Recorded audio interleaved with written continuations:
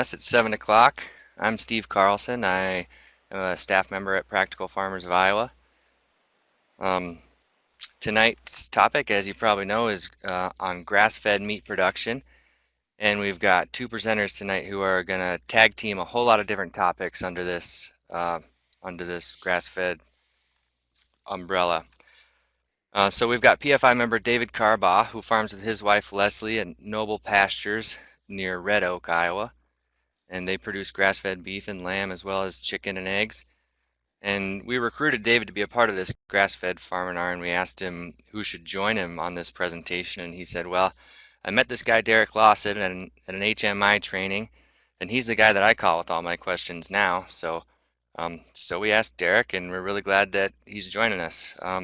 Derek's the head herdsman at Foxhollow Farm down in Kentucky, where they are grass-fed and biodynamic. So we'll hear about both of their farms and their farming practices, but first I'm going to go over some information about Practical Farmers of Iowa real quick before I turn it over to them. So this is part of our Winter Farminar series, and here are the remaining topics for this series. Next week is on harvesting, storing, and feeding rye to cattle, so ryeage. That'll be an interesting topic. You can get the descriptions and our speaker list on our Farminar webpage where you came to log in here. Also, if you miss any of these Farminars, we do record them and we'll put them in our archive to rewatch later or share with your friends. They're all at 7 o'clock on Tuesday nights, except for those two, one on March 10 and one on March 17th. Those will be at noon, and those are on Fridays. So, Practical Farmers of Iowa, we are a nonprofit organization that was started back in 1985 by a group of farmers who were interested in improving their profitability, efficiency, and stewardship. And today we are still very much focused on the same kinds of issues we were in the 80s, but now we've grown quite a bit. We've got farmers from all enterprises and all sizes all across the state and across the Midwest and beyond. Our mission at Practical Farmers of Iowa is strengthening farms and communities through farmer-led investigation and information sharing. And this mission enables us to help farmers practice an agriculture that benefits both the land and the people.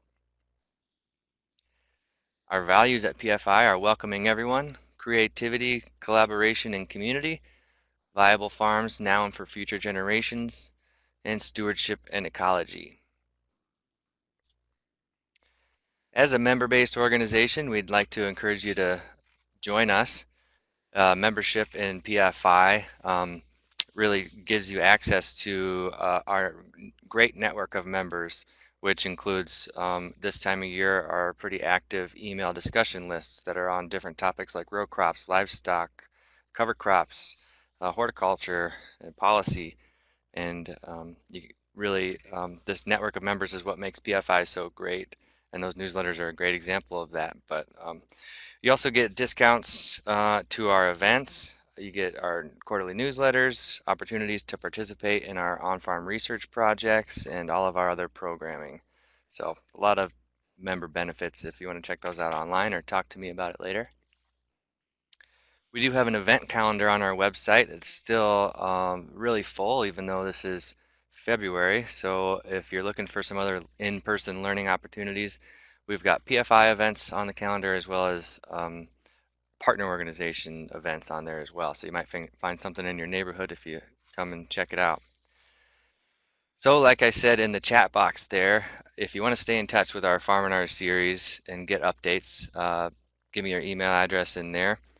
And it's fun to see where people are tuning in from. So let us know in the chat box where you're tuning in from. Looks like Tom from Florida. That's pretty cool. Thanks, Tom. I am in Ames, Iowa, in the PFI office. Also, if you haven't noticed, we have on the very bottom left corner of our screen, there's a little poll there that kind of helps us get a head count of how many people are tuning in tonight. So if there's a few of you watching from your connection tonight, just take that poll for us so we can kind of get an idea who all is joining us, how many people. So while our presenters are talking, feel free to use the chat box to ask for clarifying questions, but we do plan to save plenty of time at the end, about 30 minutes or so for all other questions. So that's what that chat box is for. Feel free to use it. If these guys are talking and they don't see your question, we'll circle back around to it later. So, um, and finally, I should mention that when we're near the end of the Farminar, I'm going to post a link to take a real quick survey about tonight's Farminar, but also to give you an opportunity to suggest some topics that you want to hear about in the future. These suggestions on our surveys really do help guide our programming, so we value your input on that. Um, so that's all I've got to say here about PFI. I am gonna pull up these guys' presentation, and then I think David's gonna start it off. Well, thanks, Steve. This is Dave Carbaugh, and as Steve mentioned, I'm a PFI member, and they've asked me to chat a little bit about what we're doing in southwest Iowa, and then also bring on somebody we wanted to visit with and share some stories with. And I met Derek here a few years ago, and we'll talk about that here in a little bit. But he was my first choice, and he graciously agreed to be part of this today. So a little bit about myself and my wife. We're raised in Red Oak on family farms, traditional row crop, soybean, corn rotation, livestock with basically some hogs and cattle, and had the opportunity in 1991 to either take over the farm or move to Omaha, get a regular city job, and my wife and I both left the farm and uh, moved to Omaha for about 25 years. But we were stayed pretty close connection with the farm. Both of our families were still farming. Um, my wife started doing some research on some health issues she was having, and kind of started running into a lot of stuff with organic, and we decided at that point we were going to raise some backyard chickens in town. And as I note in the screen there, chickens are always the gateway drug. Everybody starts with chickens, and they always go on to bigger and better things. So that was what kicked it all off in 2008. 2012 we added some cattle. Again, we had no intention of taking this anywhere other than just raising a couple cows for ourselves to eat. And Dad and I started doing that, and that turned into, well, if we can raise two, we can probably raise four, and if we can do four, we can raise six, and then here we are in a Farminar. So kind of got the bug, decided I wanted to move home and get on the farm, back on the farm. And so I had an insurance agency that we sold in 2013, and along the way just doing a lot of research, and just decided it's time to be home and time to get back to the land. And just on that note, I think if I hadn't left in 1991 and left the farm, I'd probably be doing things a whole lot different. I'd probably be doing it just the way my dad and my grandpa had done it, conventionally, with a lot of the sprays and herbicide, and just the way you're supposed to do it, as they tell us. So I think leaving for 25 years was a big deal, and kind of taking a fresh set of eyes and being open to some of the stuff we're going to talk about tonight. So so now we live on a rented acreage that's a family acreage, and we're re recapturing some of the row crop a little bit at a time and turning it into pasture that we're using for our operation.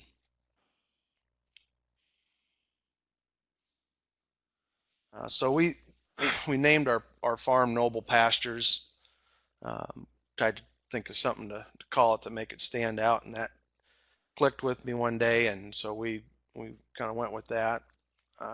One of the big things that was very important to how we run the farm as practical farmers. Just the people I've gotten to meet through the different seminars and conferences has just been fantastic. And we heard a few years ago Greg Judy was our speaker, and I followed him around like a puppy dog.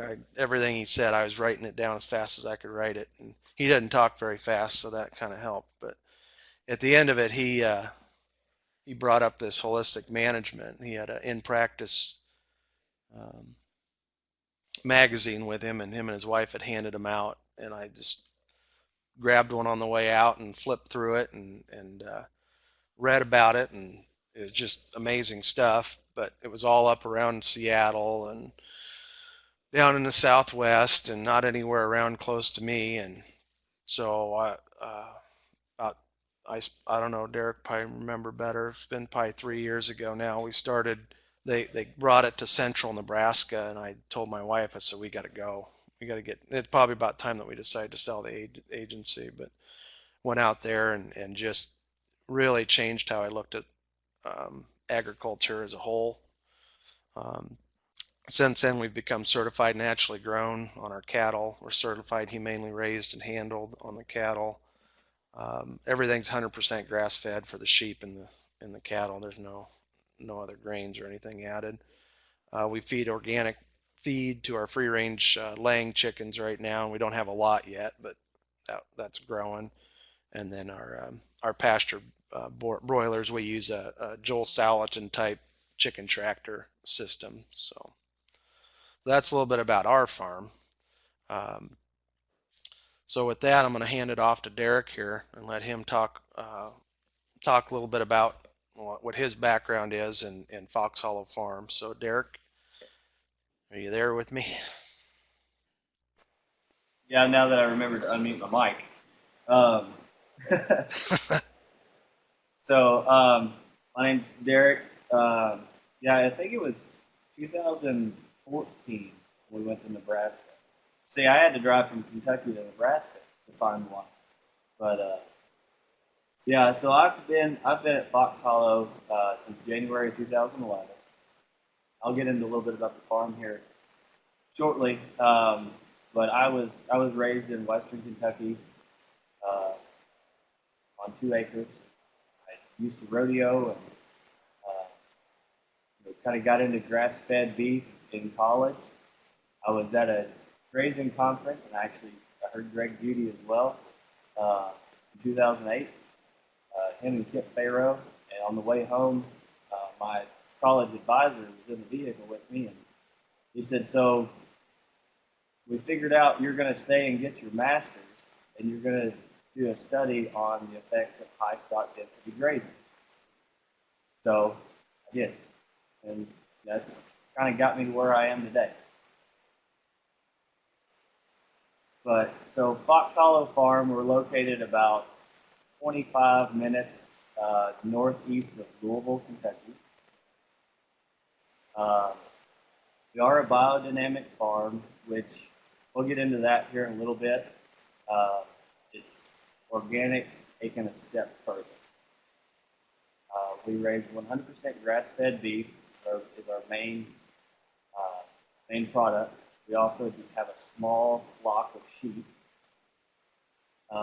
And then one thing I didn't put in here is we have about 15 acres that is shared between 3, what we call them partner farmers. And it's just young farmers that are starting out that don't have the capital to purchase equipment or farmland. So they rent from us, and they get to get their feet wet and find out exactly what they want to do, and hopefully move on and purchase their own place and being successful. One of the guys is running a CSA with 55 members, is what he had last year. Another one is a chef that has a community shared kitchen, which is kind of like a CSA, but instead of getting the raw vegetables, you get finished entrees and sides. He was a chef for 15 years, and he's been gardening for 5. So combined his 2 passions.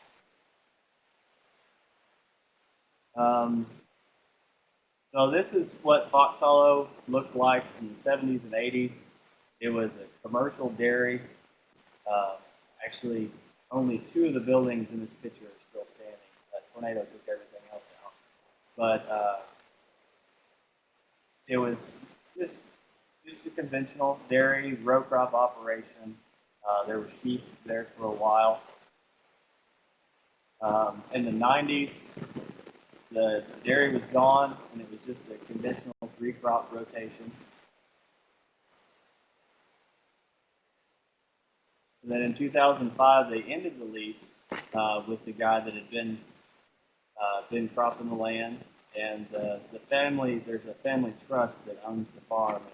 They decided a new generation was taking over, and they wanted to be more hands-on with what was going on in the farm. So in 2006, they brought in some consultants, started building tents, putting in waters, and started out with about 30 steers.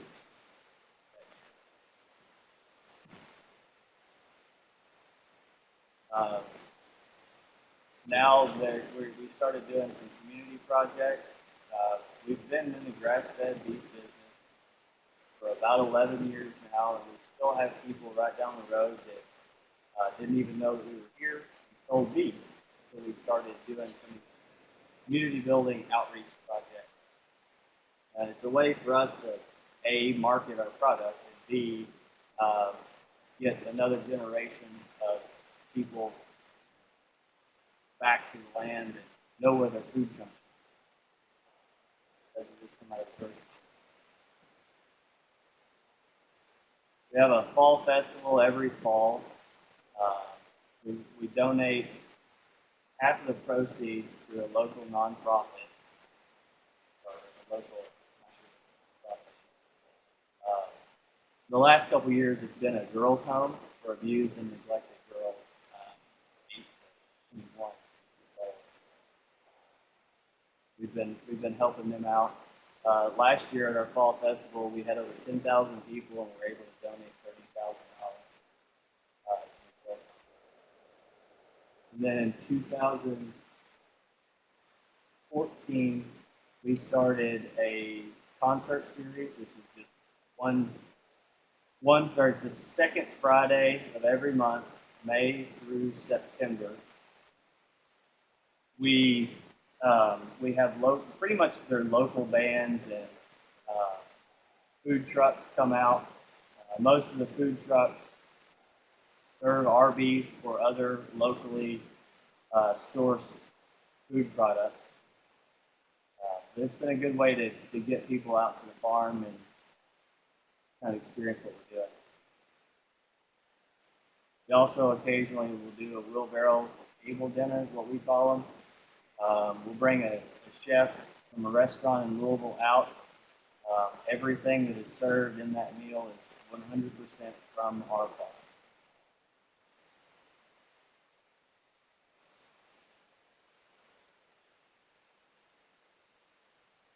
So we like to look at our farm as a whole organism, and Dave, if you want to jump in at any point, go right ahead. But so what we mean by a whole organism is we want the farm to be able to sustain itself. The key thing in biodynamics is you want your farm to produce everything that it needs. You want to limit off-farm input, which is good for any farm. If you limit your inputs, it's going to improve your bottom line. One of the main things that I took on when I started was working on. Let me play with my volume. Anybody else having a problem hearing me?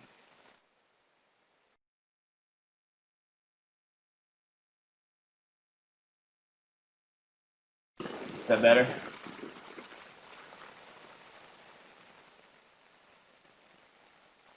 How about now? Yeah, Derek, I think that's a little bit better. Okay. Some of your sentences started out loud enough, but kind of trailed off. I don't know why that was, but that's a little bit. So one of the first things I took on was improving our genetics. We kind of had a hodgepodge of conventional genetics, a lot of 1,800 pound cows that just, feedlot type cattle. And it's hard to get those type cattle to perform on grass. We are 100% grass fed, no grain whatsoever to our cattle. So we brought in a few different breeds. Some people might know some of these, and some of them are probably completely foreign. But the first two, Corriente. I actually bought the group of Corriente cows that had been exposed to a bull from the Murray State University rodeo team. And what we did is, I'll show you a picture here in just a second of the cross that we made. In the top right-hand corner, you'll see a Barzona cow, and then the bottom is a purebred Corriente. The Corriente are cows. Our heaviest cow at 8 months bred weighed 875 pounds. And when I breed these cows to a red Angus bull, I'll weigh my 10-month-old calves, and they'll be in the 600 to 700 pounds. Some even more than that, but that's the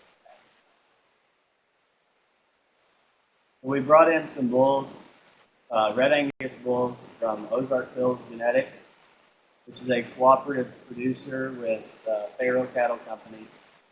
The bull on the left is a bull that Faro and Ozark Hills sell semen on. They have to dry lot that bull for 60 days before the breeding season.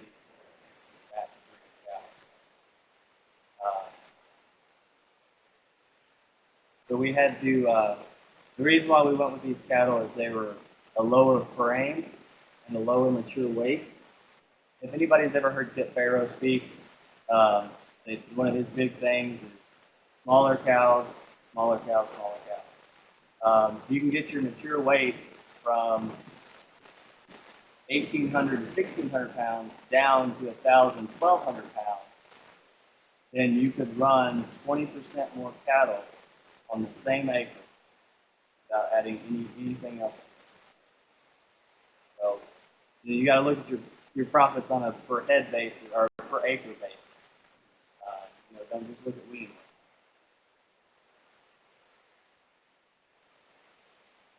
So one of our other little crosses that we've been playing with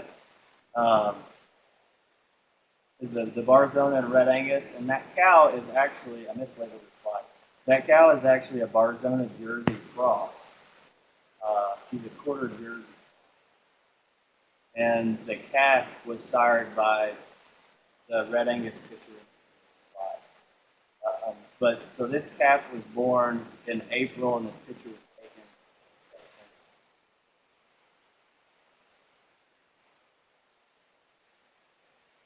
So there's one of our Corriente cows with her calf out of a Red Angus bull. Once again, calf born in April, picture taken in September. The cow can almost hide behind her son there. And we castrate, we calve in April and May, and we castrate in October and wean in January. We do that for the calf to get a little extra protein through the winter. And we don't like to, kind of low stress situations as much as possible. We don't want to vaccinate, castrate, wean, all that stuff all at the same time. We do vaccinate our cattle for blackleg. That's the only vaccine, well, the clostridial vaccine. But because blackleg has been an issue on this farm in previous years, we don't want to take a chance.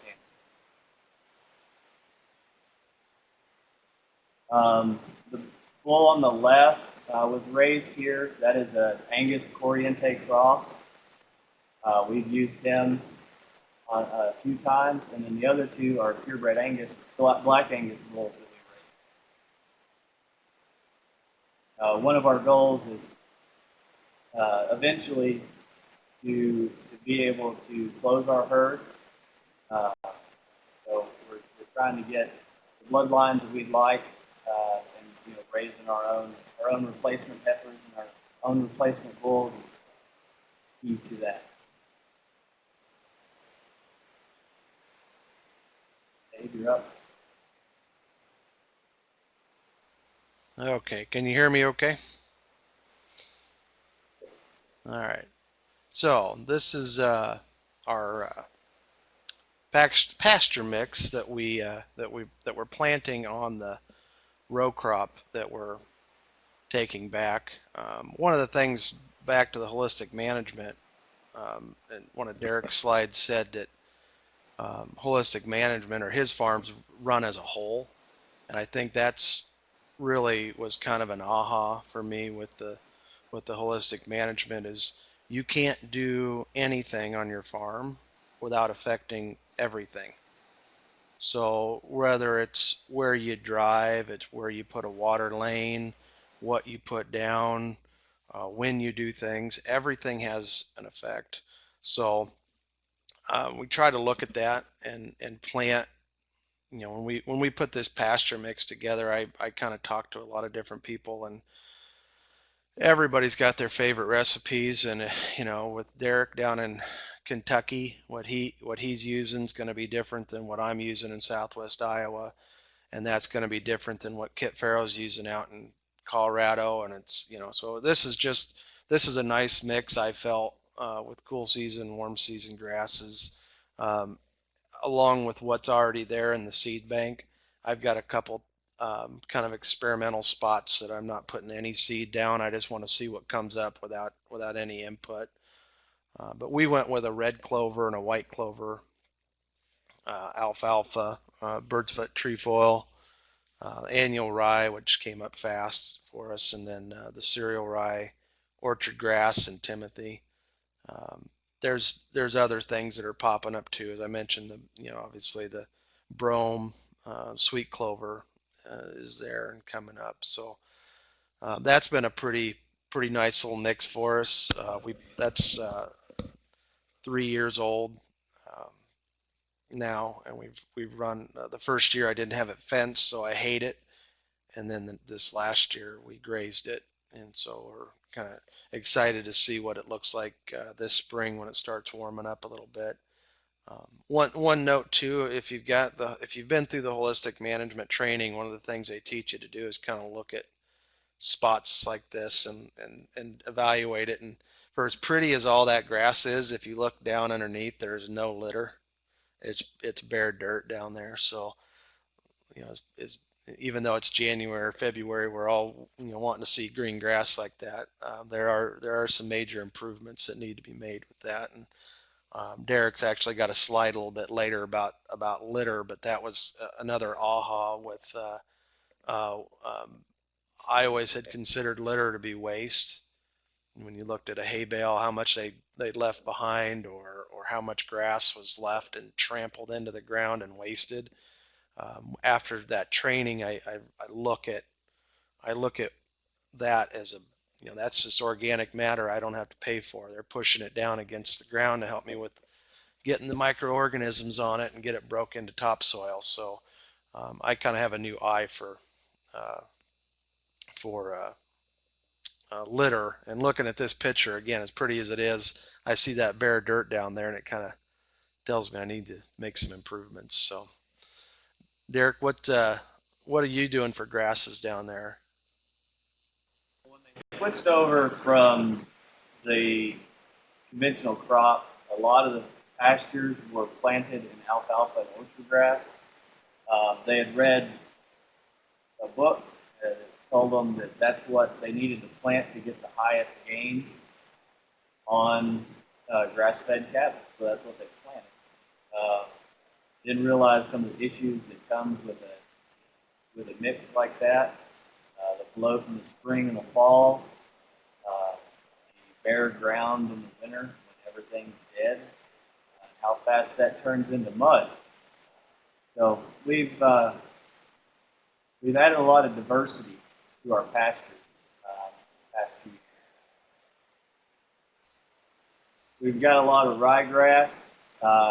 We mostly plant annual rye grass just in some cover areas, maybe something that got hit a little too hard in the summer, mineral feeder spot, up around the waters, stuff like that.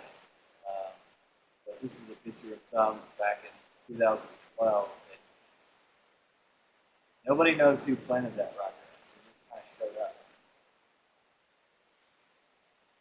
Some of the other stuff that's just showed up on the farm as we started getting into more of the tall grass grazing in certain periods. Yellow sweet clover. It had been planted on this farm years and years ago. Some wildlife borders and stuff like that. But yellow and white sweet clover is not very common in this area.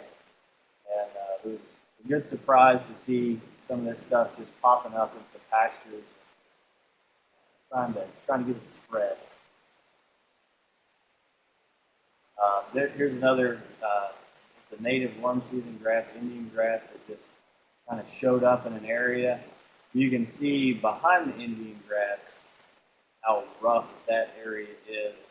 It's an old, it was an old field border just up the hill from it. It was a nice flat spot they used to crop, and this they just bush hogged, used as a wildlife buffer. Lots of brambles and stuff in that. I'll get to that a little bit more. But it's good to see some native worm seasons start showing up. You hear a lot of guys talking that are, doing high stock density grazing, getting into some riparian areas and stuff like that. And they talk about the worm season coming back, and it's good to actually see it happen. One of the other things that we do plant on occasion is red clover. We'll drill that in as needed, maybe boost some nitrogen, or we've got a field that we're noticing that we get a little slump in gains in certain parts of the year. We will add legumes, mostly legumes to that.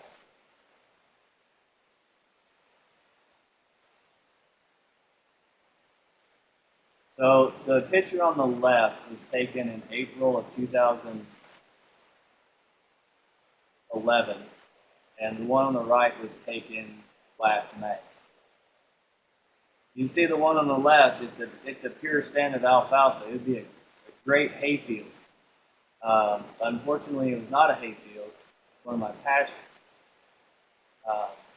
Even with the current bloat preventative that we had at that time, out to the cattle, 2 days after I took that picture, I lost two 1,200-pound steers that were in line to go to process. We've switched some stuff with our bloat preventative, but we've also added diversity to these fields with as little seed as possible. We're trying to get it to come up out of the seed bank, just kind of help it along with some annuals and some clover as needed. If you look at that picture on the right, you can see that there's multiple levels for the grass in that field as well. You've got your taller orchard grass and stuff up at the top, and you get down, you've got your clovers, and then eventually there'll be some crabgrass and Bermuda grass that will come in there and be on the lower side. So it's diversity in plants and diversity in levels, and adding browse in, and all those things are very important. A successful grass-fed operation. Hey, Derek, I'd like to jump in there too. One of the, my wife and I 2 years ago went down to Mississippi and went through a grass-fed finishing school with Alan Nation and Annabelle Portomingo. And most of you guys probably know Alan passed away here a few months ago, but that in itself would probably be a 5-part series on a webinar, just what came out of that. But one of the kind of the highlight things of it was that they both felt that a lot of the annual grasses did better for finishing, obviously, with a more intense labor, obviously putting that in there, as opposed to just letting a pasture do what a pasture does.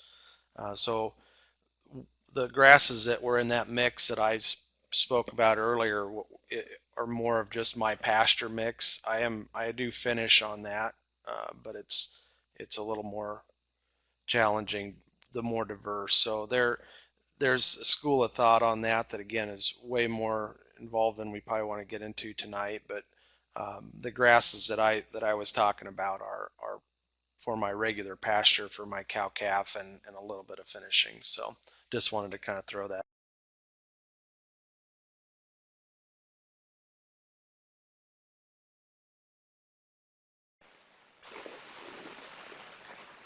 Yeah, a lot of the annuals have a higher sugar content, which is super important when you're finishing. Which that's probably part of what they were getting at right there. Just a group of stocker and finisher cattle mixed together there, grazing some October grass a year or two ago. In the top right-hand corner is a picture. That is rye grass, or I'm sorry, orchard grass. In October, the picture kind of got cut off there, but it was the height of that step-in place. It's pretty impressive. That was 2012. That was coming out of a drought, and we were getting pretty worried about how we were going to get some cattle finished through the winter. Got a few rains, and that's what happened. So I see a question about grazing the ideal height. That's going to depend on a lot of factors. One factor is the class animal that you're using. So this picture here with the litter, what you see here is we ran a group of stocker cattle. So they're our calves, they're yearlings. We want them gaining a good amount of weight. You know, we want to try to stay around 1.5 pounds, according to Animal Flamingo. You know, 1.5 pounds, 1.7 pounds per day to get that intermuscular fat and to have a grass-fed steer finished by 2 years old. So what we did is we took these stockers. The picture on the right is them coming in this field. And then the big picture is what it looked like when they planted.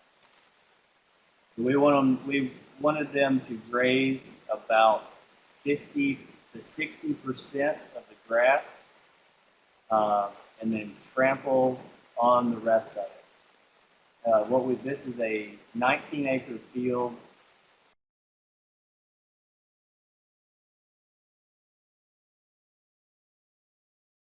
We had 60 to 75 head in that group, and we divided the field into 8 different sections. We moved them twice a day. You can get the same trample effect, different size groups, different size acreage. It's just a fun thing to play with. Down on the bottom right-hand side, that's a creek area that we put cattle in. We put them in there in the morning, let them stay all day, get a little browse, mash down a bunch of briars and One of stuff the like that. things too with the move them back out holistic to management they talk about, it's not so much how long they're on there, it's the rest period afterwards. You take Neil Dennis spoke, a few years ago at PFI and was talking about a piece of ground that he had left for a weekend, left his teenage son in charge of moving the cattle, and his teenage son did not move the cattle. And in his words, it was moonscaped. There wasn't anything left. It was all pugged up. And so he rested it. And I think he even rested it a full year on that piece because it was so damaged. But now, and he had pictures like this, it was one of the prettiest pieces of ground he had.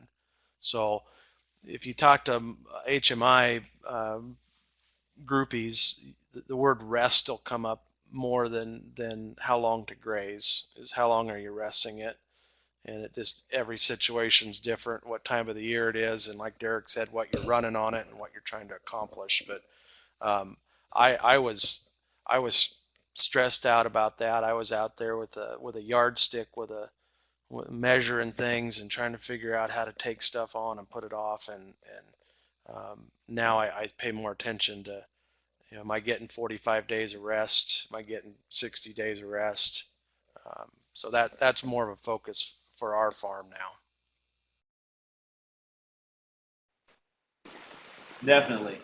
Um, you know, when we go into an area that is brambles and stuff like that lower right hand picture, uh, you know, that's something that will hit pretty hard. That picture was actually one of the nicer pictures, but you know, it was a full year before we went back to that section.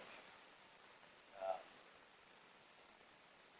you know, with the way that we're set up, there's a few places that we can do that with. Our main pastures, you know, we're setting at a 30 to 45 day rest period with our cow group, and then our stocker and finishers, they're on a separate half of the farm, and they run anywhere from a 60 to a 180 day rest period.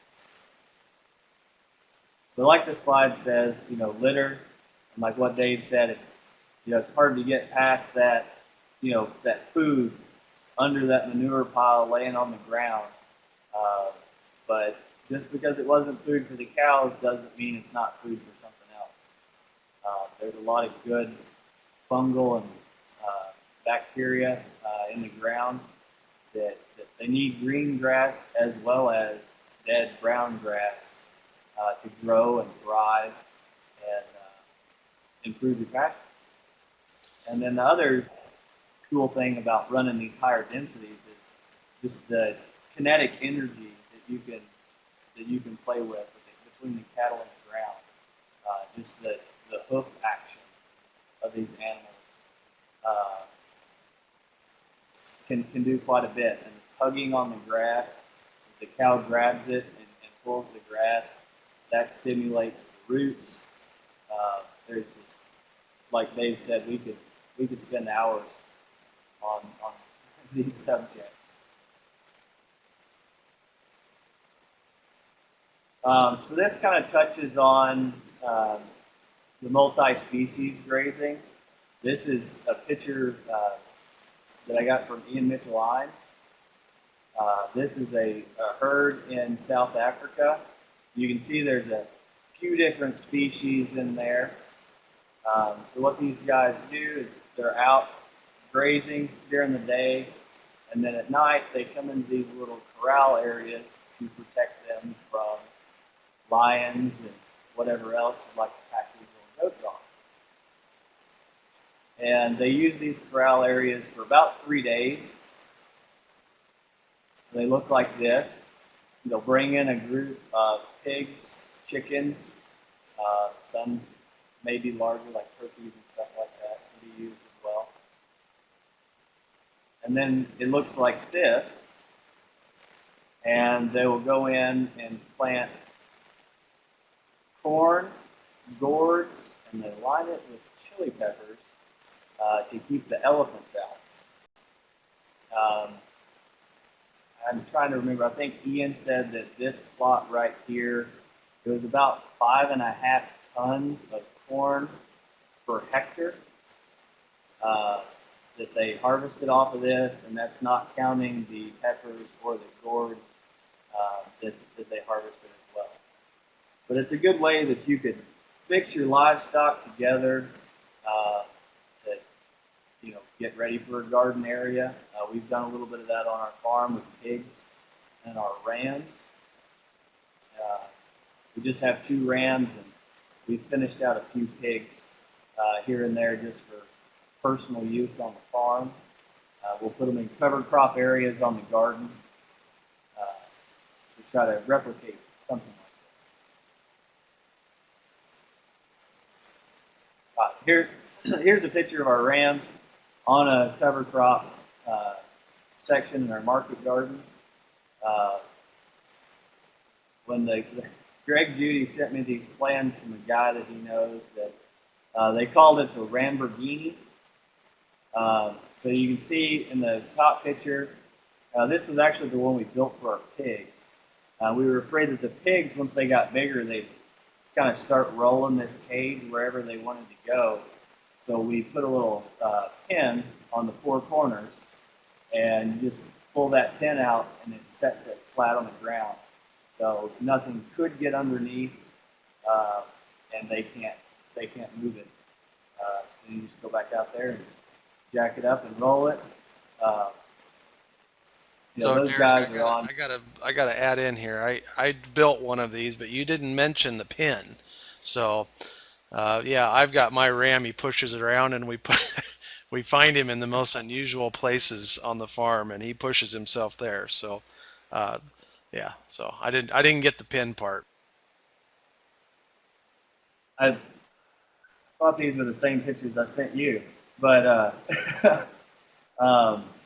yeah, or the one that we originally built for our rams didn't have that. We weren't as worried about our rams as we were the pigs. But One more quick question on that. I have a trouble, and you can see in that big picture where he's pacing back and forth, and I get when I put him in just my regular pasture in this Ramborghini, he'll wear in a day. He'll wear a path and kind of roach things a little bit. What's your thoughts on that? well, if you look at the big picture, right in the center off to the left, you can see another set of wheels there. This guy is by himself because he was the low man on the totem pole, and the other two beat him up pretty bad. He doesn't have horns, and the other two did, and they kept his head bloody. So we had to sort him off for his own good.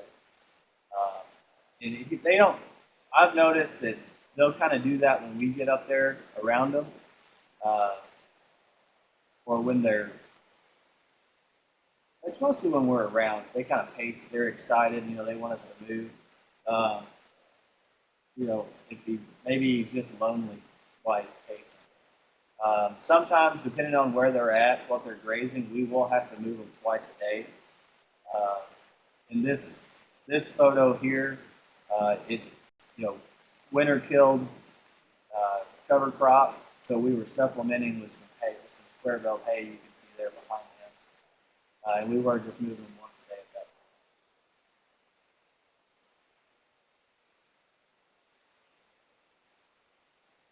point. One of the other cool things we've had on the farm since I've got here, don't use ivermectin dewormers. They kill dung beetles. Dung beetles are a pretty beneficial critter to have on your farm. As you can see that little hole there, they'll dig the adults. They suck the moisture out of the manure, and they lay an egg in a ball of dry manure, and they'll stack them in those tunnels. They can go 3 or 4 feet deep. So that's taking that plant food down to the roots where it needs to be. We've seen 4 different dung beetles on our farm. You can see the one floating in the manure pile there on the right. He's one of the smaller ones that we've seen. We've seen some of the big rollers. They're not as big as the ones you see on National Geographic in the elephant area, but they can get pretty big nonetheless.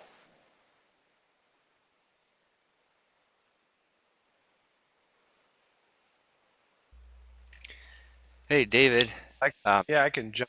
Oh, go ahead. David, I was just going to say before you get into free choice minerals, Yeah, so this is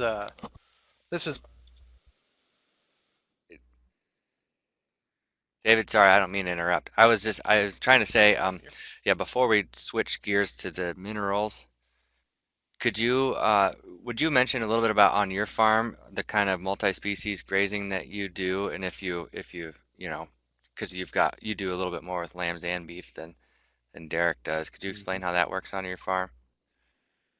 well, and we haven't really done it to the level that we plan to. We've got 2 separate farms, and so actually right now our cattle are on one farm, my family's farm, and we live on an acreage of her family's farm. So we have the sheep and the chickens and the broilers on the other farm. So we don't have them completely integrated yet.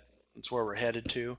But one of the things that I'm doing with my Ramborghini is running that ahead of my chicken tractors, and it helps. It's about the same width as 2 chicken tractors, so I can run the chicken tractors behind the Ramborghini.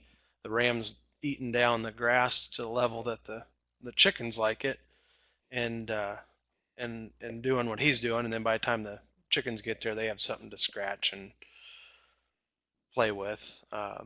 And then the egg layers are just free roam. They have the whole farm, so they go around. But we don't have it to the level that we will here in the next 2 years with having the cattle. And I'm still, and this perfect segue because I've got a question for Derek here. Um, we want to take our cattle and sheep and put them together into a flurd, they call them. But I have a question on that, on minerals, specifically copper, which you'll see in this slide as part of the trace mineral um, batch. It's uh, not a separate mineral that they can just pick at if they want it. So that'll be a question here. But this is a picture that we use the same. Again, I learned about free choice from Derek. And just as a side note, my wife tells me I have to limit the amount of times I call Derek or he won't take my calls anymore. So I usually make up about 3 or 4 questions that I'm going to ask him before I bug him. But this was one of our boxes that we actually bought from Free Choice. They make it; it's a beast, and I can't make it cheaper than they do. Um, I use their 20 choice. It used to be a 16 choice mineral. Um, 20 choice mineral is what we use, and you'll see in this picture, the empty box is our potassium, and they hammered it, and the box on the left is the sulfur, and they've hit it, and it's kind of a deceiving picture because it's a micronutrient on the right that I had already filled, but there are things in there like the silicone that they don't really mess with, but they eat a lot of the sodium. So if you're not familiar with the free choice system, they've got a catalog that might as well be a textbook. It's pretty impressive, but I'm a firm believer in it, and as soon as when I fill that box up, they just run down the line and they'll stop and they'll eat a little bit of something and they'll pass 2 boxes and they'll stop and they'll eat another thing off there. And one of the things that's interesting and we talked about was that 80% of what a cow eats, it dumps out the back. And so if your ground is lacking in calcium or magnesium or whatever it is, that cow is going to need that. So it goes over and eats it. And over time, as you're with your density, they're putting that back down into the ground. And Derek will have to help me with the name of the guy that runs Free Choice, but he spoke at one of our groups here a while back, and he said he actually had people call him and say, "Hey, you must have changed your formula on this or that different type of mineral because my cows stopped eating it." And he said, "No, it's just the plant has what it needs now, and so they're getting what they need from their diet, and they don't need it from the mineral." So that was one of the things that I picked up from HMI and Derek as well. So Derek, you want to jump in on that? Yeah, we pulled some soil samples last year because we'd seen that just like your box, almost every time we'd go out there, the potassium, the phosphorus, they'd be gone. Uh, so and it was really cool to pull the soil samples, and we could see a correlation between the soil samples and where we had grazed and refilled our mineral box. We could see that they were making up for the deficiency from the grass with the mineral. And yeah, like you said, 80% of what they eat goes out the back. So you've got a herd of, not fertilizer, but mineral spreaders, running through your pasture. So you might as well use them while you can.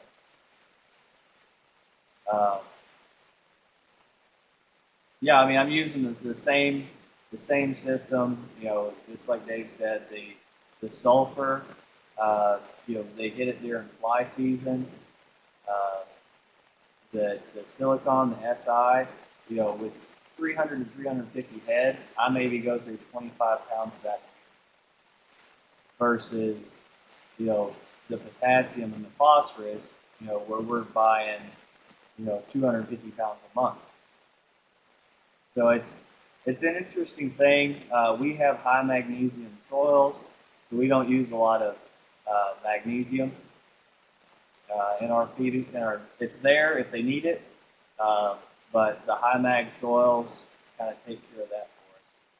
And to hit on your third question with the mineral, yes, sheep copper toxicity can be a huge problem. And one of the reasons why that trace has the molybdenum, I know I'm butchering that, is because that can help to tie up excess copper. So an animal has the ability to overeat up to 40% to make up for any deficiencies, overcome any excesses of minerals, protein, or energy. So a sheep, depending on the breed and the sulfur levels and the molybdenum in the diet, need about 4 to 8 parts per million of copper. But by having the sulfur and the molybdenum there, they can kind of self-medicate their own overdose of copper.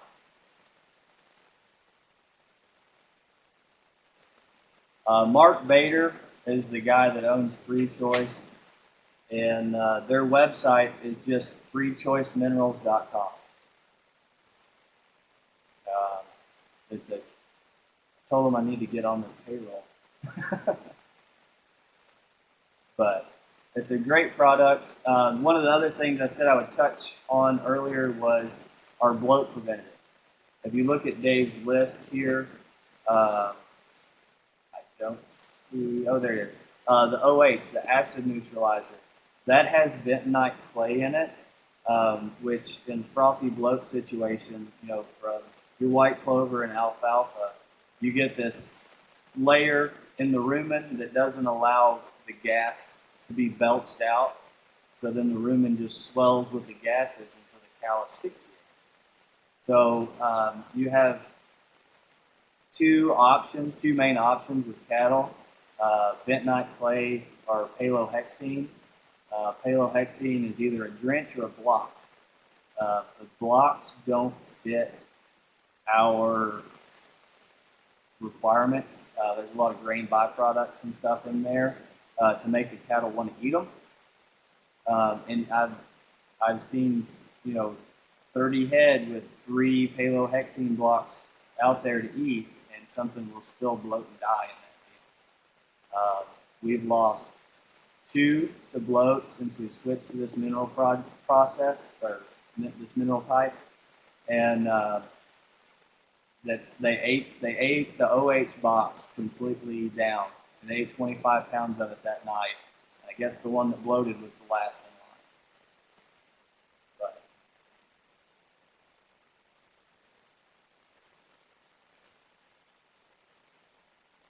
there's a picture of the outside of the box. It's just with a 6 by 3 foot box, something like that. With I use the 16, so I have 8 boxes down each side. There's a picture. The top right-hand picture shows an empty OH box. It's a little bit more cumbersome, when you go out to put mineral out, because you might have to take 6 or 8 bags with you, depending on what you're deficient in that field. But it more than makes up for it. You're going to have a lot more problems with a mineral excess than a mineral deficiency. And that's a big problem with a lot of the pre-mixed minerals, is that, if they just need, if you've got a mineral mix that has the salt and everything mixed in it, and they just want salt, they might overeat on something else that could then cause a problem. The potassium and the sodium ratio is very important. It helps with the balance between the cells. So if you get excess potassium, it causes the cells to leak fluid, where it will then concentrate in the lower extremities, typically in a cow. It'll be the udder or the rear legs. You end up with a lot of foot rot, udder edema, and hairy footwork from excess potassium.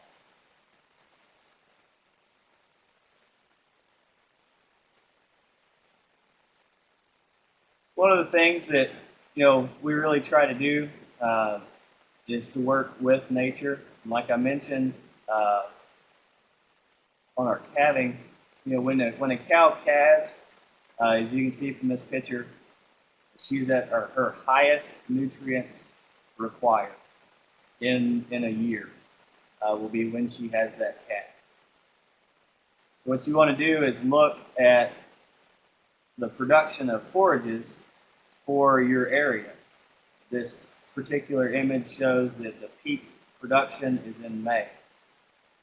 So what you want to try to do is line up your peak production and your peak nutrient requirements together. That way you're not having to supplement feed your cows. You don't have cows robbing fat off their back to feed a calf because they're at their highest requirements in January or February when there's no green grass around.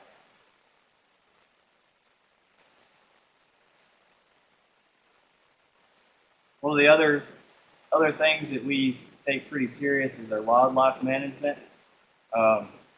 We have a few predators on our farm. You see we've got a pretty good sized coyote and a bobcat there. I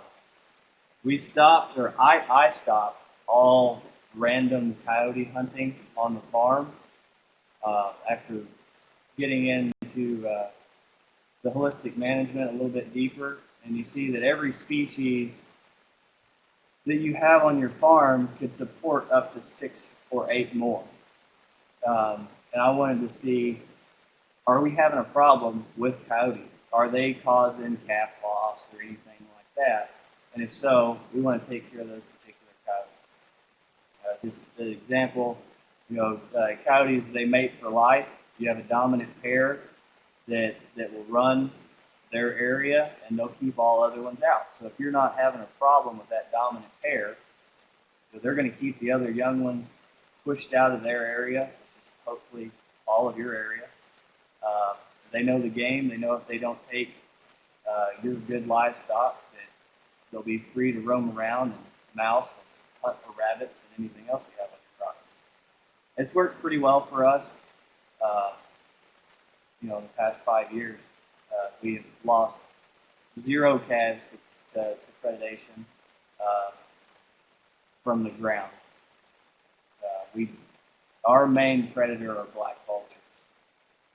We've lost calves, sheep, ewes and lambs. But the Department of Fish and Wildlife will work with you and get you a permit to get rid of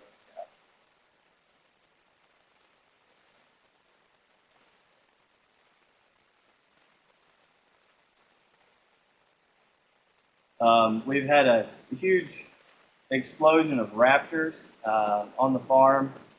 The red-tailed hawks and most of the chicken hawk family have exploded since we started doing some of the taller grass grazing. We've got a pretty good group of hunters that help us out to control our deer population.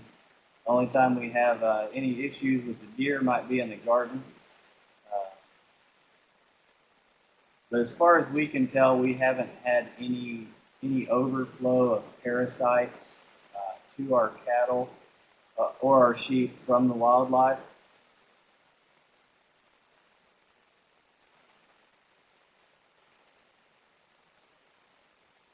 Dave, if you want to jump in at any point, come on in. But I think the only so thing I would add to the wildlife is, and I probably, I don't remember how long ago I heard the story, but I was listening to a guy talk about that he had gone in and just done like we all did and shot all the coyotes and trapped all the predators off of his land, and he had such an influx of rabbits and prairie dogs and whatever else that it got just totally out of balance. And when he went back to a system that was, letting nature do what nature does, he didn't lose animals to predators. It was a more balanced system, I guess.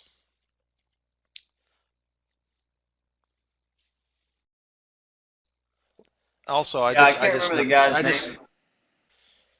Somebody had just asked a question too about having a hard time distinguishing between the inputs suggested here and conventional ones. I guess I'm not sure specifically what the question is, other than rather than spreading fertilizer to improve the soils, this system allows the cow to do it. So they need the minerals anyway.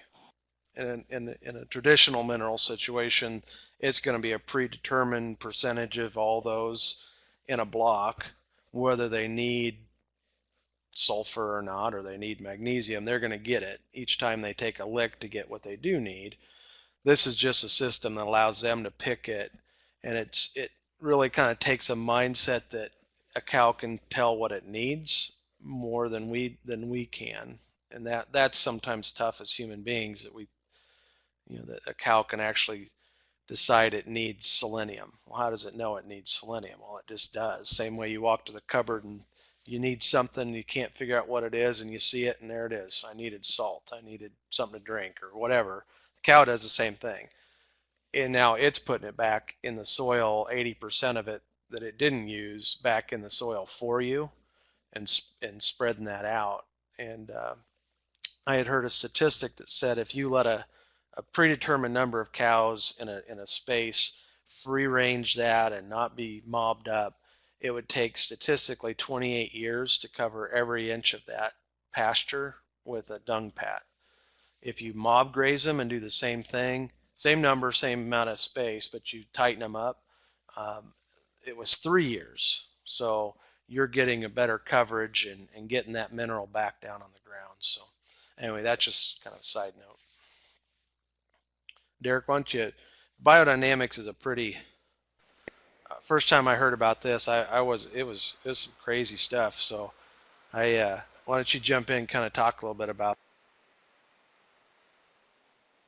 All right, and yeah, Tom, they do offer certified organic versions of these minerals.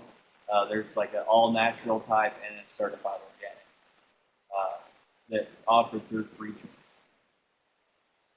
So biodynamics is a very complicated subject. It's kind of easy to just kind of chip away a little bit at a time. I've been studying it for about 5 years now. I had no experience with it before. I started at this farm, but a lot of it makes sense. Kind of like the first time you go to a holistic management class, you scratch yourself in the head, like, why was that so hard to see and understand? So, it says here in the Hey, slide, Derek, you got something going on with your mic. Yeah. What's going on? Like You're really, yeah, it sounds like your there's windows cattle rolled in the down. room. Okay. Is that any better? Yeah, I think so. Yeah, it just sounded like, thunder or something. All right, so so biodynamics. That's starting again. Shoot, I'm not sure what that is, but it just started up once you started again, Derek. But sounds like it's gone now. Okay. Yeah. Um, All right. We're good. Yep. There we go. all right, good deal. So the simple way to put it is it's organics taken a step further. We follow all the same principles laid out to be certified organic. You just have to go a little bit further on certain things. Like it says here in the slide, it was laid out by Dr. Rudolf Steiner in the early 20s. He was a researcher in the early 20s, in Europe, where he was German, I believe. They already had access to a lot of seed and fertilizer and chemical and stuff that we didn't have yet here in the United States. So they were already starting to see issues with some of these new varieties of seed and some of the other things that they've been trying as the next step in agriculture. And the majority of the biodynamics aspects were laid out in a speech that was turned into a book. It's just called Agriculture. But it was all in the early 20s. If you're familiar at all with compost teas, that's a very integral part of biodynamics. But once again, the farm being the whole organism, we produce all of those things, or try to produce all of those things on farm, in place of using commercial fertilizers and pesticides and herbicides. There are applications laid out for certain things that you could do to spray on your garden, if you have certain pests coming in and stuff like that, as well as just liquid compost tea fertilizers made on the farm. And it's going to be kind of hard for me to give a biodynamics talk without being able to see everybody's face. Typically when I do this, I can kind of judge the reaction of everybody's face to the crowd and kind of see if it's sinking in or weirding people out. To see how far I can go into this discussion. I think mainly for tonight, I figured just an exposure to it more than to go into it, because I think it takes a couple cocktails and some long talks to figure out biodynamics. So I figured I would just have you touch on it because it is such a big part of what you guys do, but probably not try to get too deep into it because I think we still want to save time for marketing discussions and questions. So. Yep. You Yeah. I was bet. just gonna. I was gonna say too that we do probably want to try and wrap up by 8:30. So save maybe 6 more minutes on this before we stop, just for questions, if that's all right. All right, yeah, let me breeze through this. So this is just a picture of one of our composting kits for one of our preps or compost teas.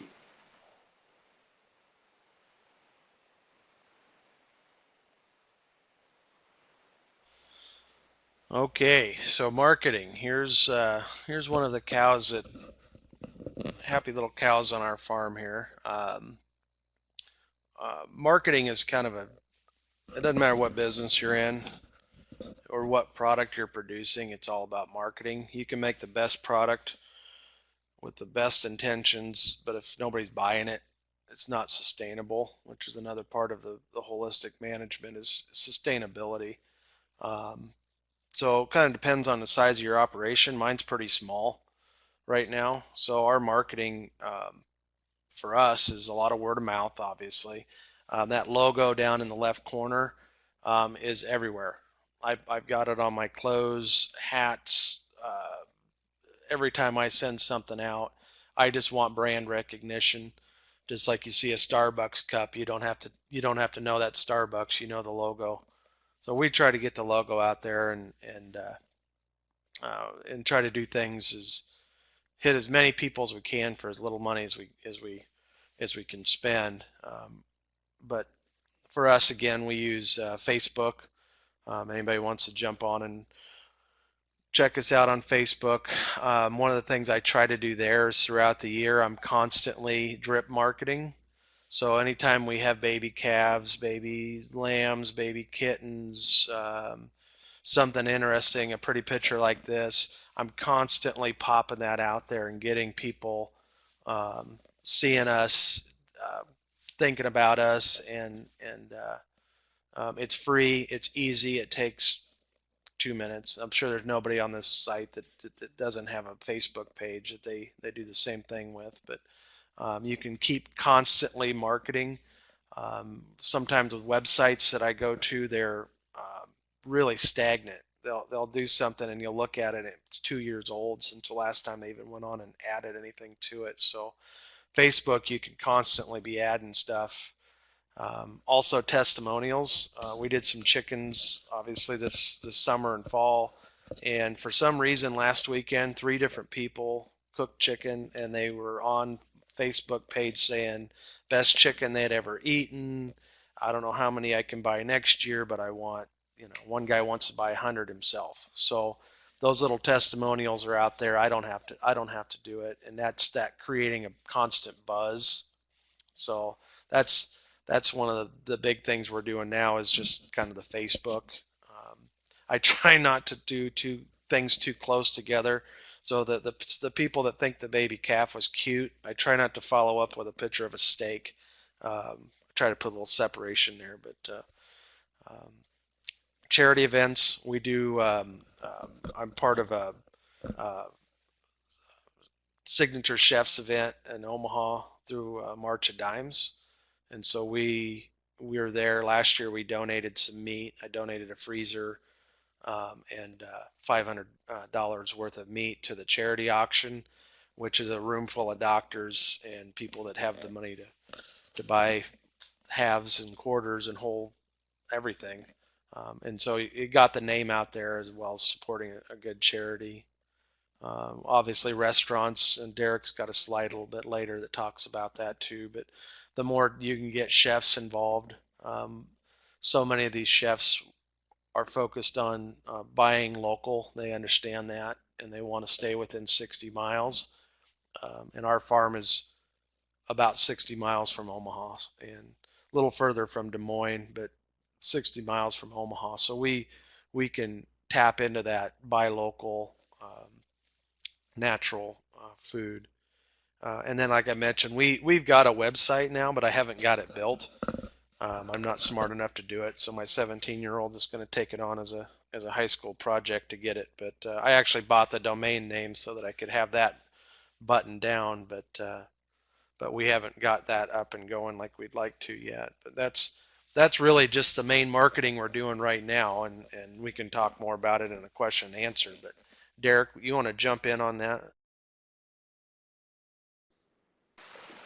Yeah, I mean, the local food movement is great for us. Like I said, we're 25 minutes outside of Louisville that has quickly became what a lot of people call a foodie mecca.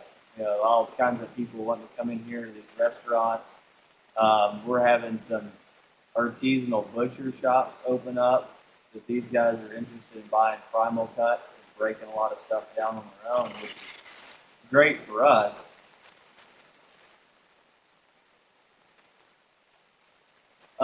It's just some of our marketing stuff. We try to be as straightforward and clear and concise in all of our information that we put out.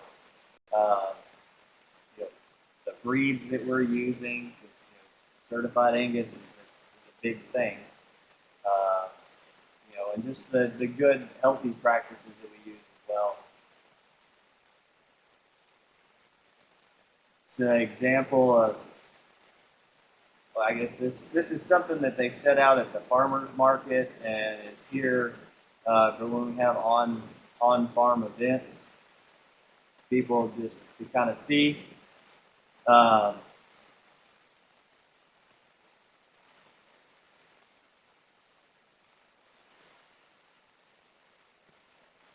we recently started a buying club to try to help move. There's always certain cuts that like to sit in the freezer just a little bit longer than others.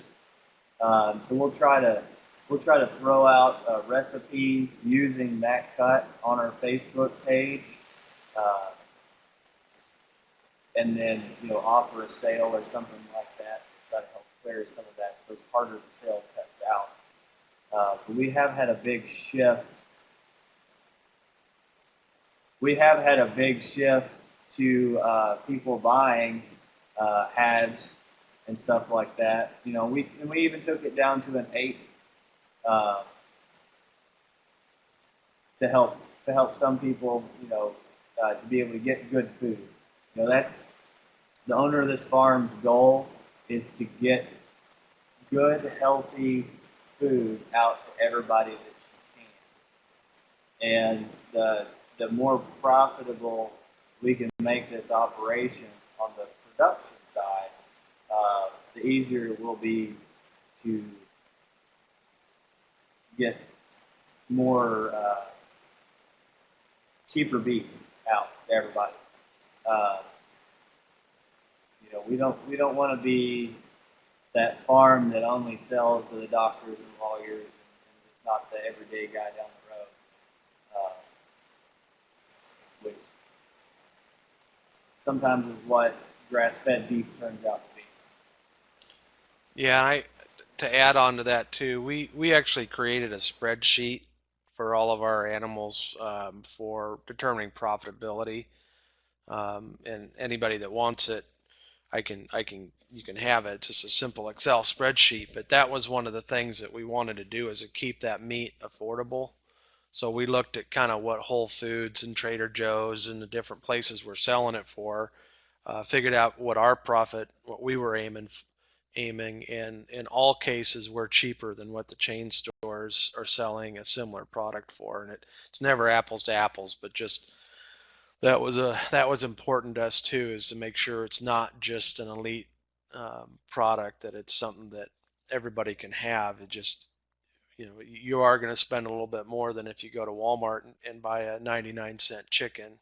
I can't raise it for 99 cents, but I wouldn't want to eat a 99-cent chicken anyway. So um, that's kind of, everybody's got to have a different spot on that. But again, if you would like a copy of that spreadsheet, it's just an Excel spreadsheet.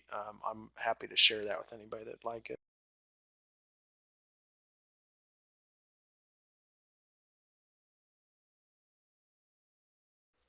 Yeah, the more efficient we can make our our production side, one of the things that Ian Michelin says is, the last thing that he worried about was marketing. His main thing was to try to produce the cheapest beef that he could produce, and have people knock his door down wanting it, because he was producing the cheapest quality. I forget to throw that word in. Cheapest quality beef that he could. Here's just a list of some of the places that we are around Louisville. If we get a restaurant that starts using us, they'll test us out, and if they start using us on a regular basis, they either put our farm logo on their menus, or there's a little table thing or something out at the front of the restaurant where you come in that has a list of a lot of the different farms that they get meat from, or vegetables or whatever else. So you don't just want to have a grass-fed burger on the menu at Joe's Cafe. You want it to be, we want it to be the Foxhollow grass-fed burger.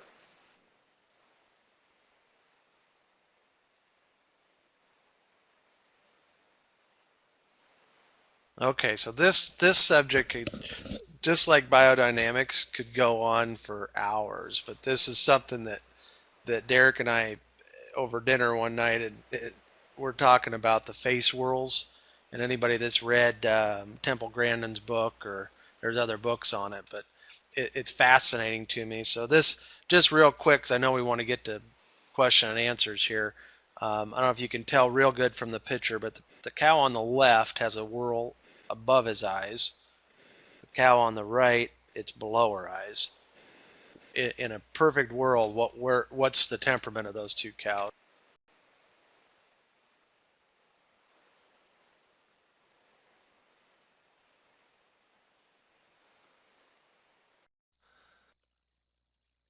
Oh, I think I lost you, Derek. What's your take Oh, on that? okay. Typically, the higher the swirl on the head, the flightier the cow. From my experience, I have had a few um, oddballs. Uh, I've had some bottle calves with some high swirls that always stayed tame, but Well, and you're with these two cows, you're right. The one on the left, I don't know how I got that picture taken without her spooking. The one on the right, I usually have to push off the hay bale to put the ring on. So that's that's pretty much what you said. So what I think and I believe that is our last. Yeah, that takes us to questions. Steve, how do you want to handle questions, or where do you want to go with this? Yeah, I was just gonna tell people that if they've still got questions, go ahead and get them in the chat box. We can take some time for that. You guys have been doing a good job of fielding them as they come, so I'm sure there's plenty more though.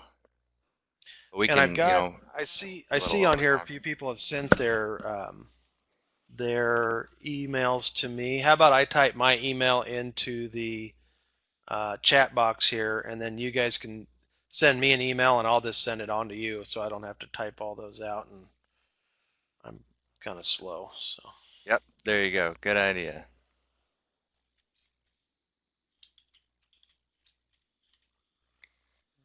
heartlandins.com. So Okay, so there's I my had a email. So while we're waiting to see if anybody has some questions in here, I wanted to ask Derek real quick about their marketing. And it looked like just on that cut sheet that you had on there Foxhollow Farms grass-fed, but nothing about biodynamics. So I'm wondering how much of the biodynamics at your operation goes into your marketing. How many, if you have any idea how many people you really care about that term and seek you out because of it, or is it just it's just another reassurance that you're taking care of the land, or any thoughts on that? well, so our pastures and our hay ground are certified biodynamic. Our cattle are not certified biodynamic, so we can't say that we have biodynamic beef. Just like organic, it has to go through an organic certified processor to be able to be labeled organic meat. Same with biodynamics. And currently, there are 0 biodynamic processors in the United States. Uh, and then the other thing I talked about, we wanted to close our herd in the future.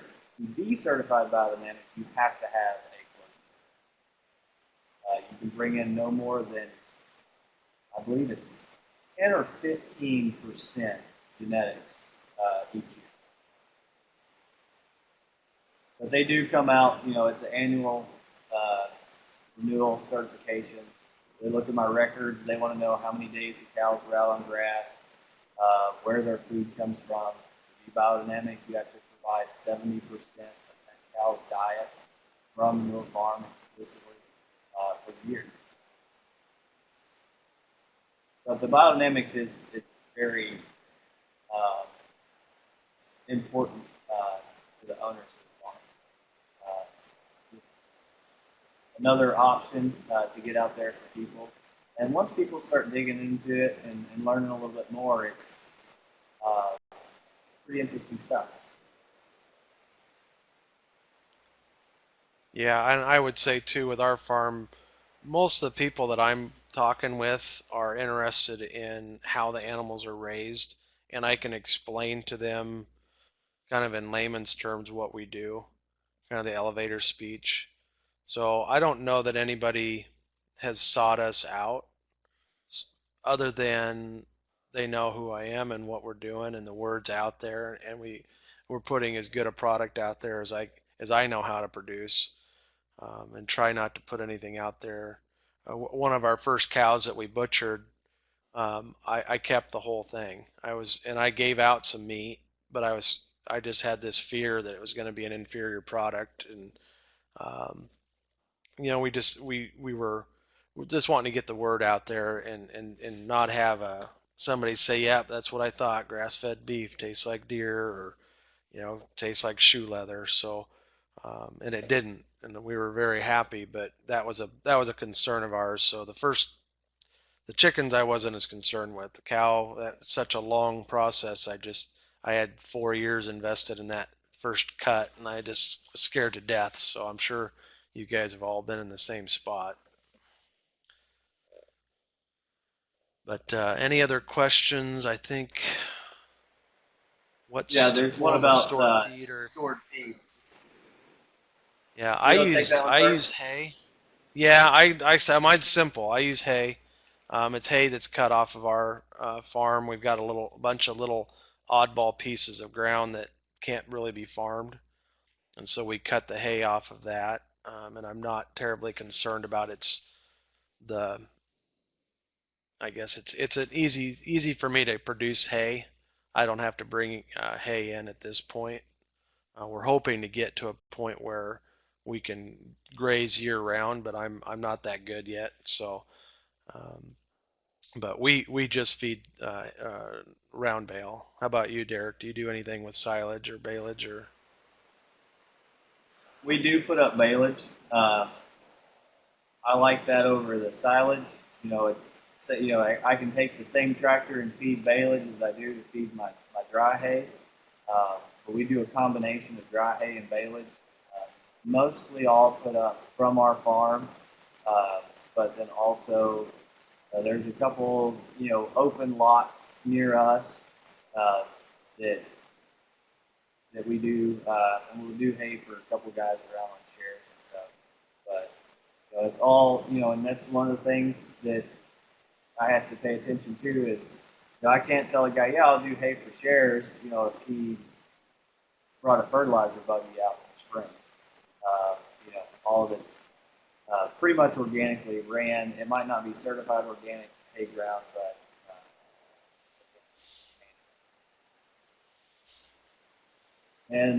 birth to finish, the youngest, I've had an 1,100 pound steer and a 1,200 pound steer at 19 months.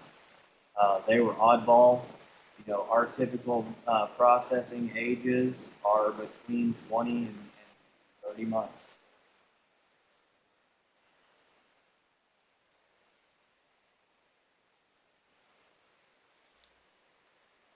I added a couple things in the chat that might seem kind of random.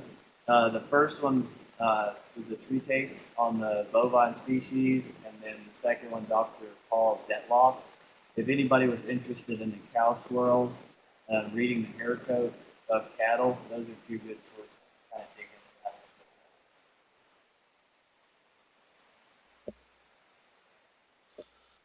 I think that pretty well wraps up what we had for presentation. Again, I've already gotten a couple emails from folks, so I'll get those spreadsheets out. Um, and feel free to add to it or improve on it or send me your thoughts on it. But it's just something I've built after HMI to really try to add in what my true costs are. There's so many things that I wasn't thinking about as costs that that we've added in there, and without it being so burdened that it's silly. So it's just one page and it's all preloaded with the formulas, and it kind of gives me an idea. Should I be charging $4 a pound or $5 a pound for chicken, or can I make a profit doing that and still sell a product? So, but yeah, I'm happy to share that with anybody. Anything else you want to add, Derek or Steve? I saw the question on lice down there. Uh, there's every once in a while we'll have an oddball case. It's usually in a group that we've sorted off for various reasons. We don't have a big lice issue in our big herd, uh, but it'll show its head around now. If you can live with it, in my area at this time of year, they'll live for the next 3 weeks until the sun comes out a little bit more and the lice go away. But if they've got a really bad case and they're itching and starting to get down to the skin, scab, uh, Sidectin is the fastest and easiest thing just to pour on dewormer. If you're certified organic, cattle, you can't do that. I've heard people using diatomaceous earth and stuff like that as well. I've had best luck with Sidectin.